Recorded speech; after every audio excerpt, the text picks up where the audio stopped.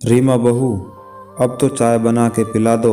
शाम के 5 बज गए हैं, अभी तक चाय का कोई नामो निशान नहीं है। अभी ला रही हूँ माँ जी, थोड़ी देर बाद। रीमा चाय लेकर अपनी सास के कमरे में आ गई। आते ही सासू माँ बोल पड़ी, बहू क्या बात है, आजकल मैं देख रही हूँ तेरा काम में जी नहीं लगता, बहुत ढीली हो गई, कोई बात है तो बता दे मन्ने। नहीं मम्मी जी, ऐसी तो कोई बात नहीं है, मैं तो सारे काम समय पर ही कर लेती हूँ। बहू, मैं देख रही हूँ तड़के भी तूने नाश्ता बनाने में कितनी देर कर दी। जब तक मैं नहा धोकर तैयार हुई तब तक रसोई में कोई हलचल नहीं थी।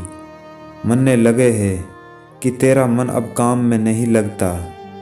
तेरे मायके में सब ठीक तो हैं? मन्ने देखा है, जब भी तेरे मायके में कोई परेशानी होवे है तू भी बदल जावे है, फिर तेरे रंग ढंग ससुराल के नहीं होते। ये आप क्या कह रहे हो?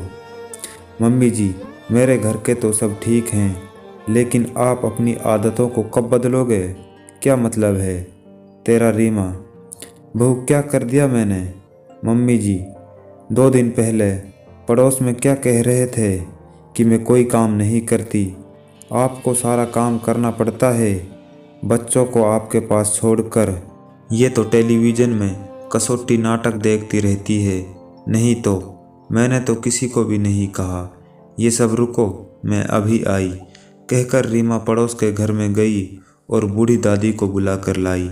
और आते ही दादी बोल पड़ी, क्यों रीमा की सास, तू मेरी बहू से अपनी बहू की बुराई करने तो लग रही थी।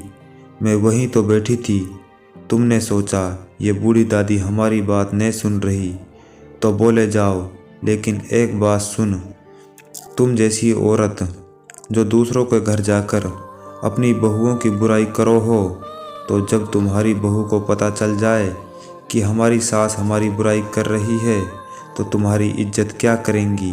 माना कि बहू दूसरे घर से आई है, वो सदा से ही पराई है, लेकिन बहू को भी सम्मान चाहिए।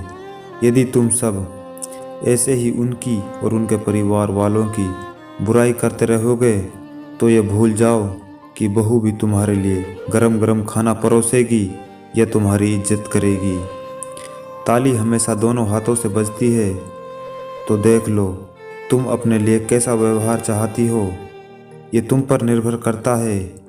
बूढ़ी दादी बोले जा रही थी तो रीमा की सास गर्दन झुकाकर सुनी जा रही थी।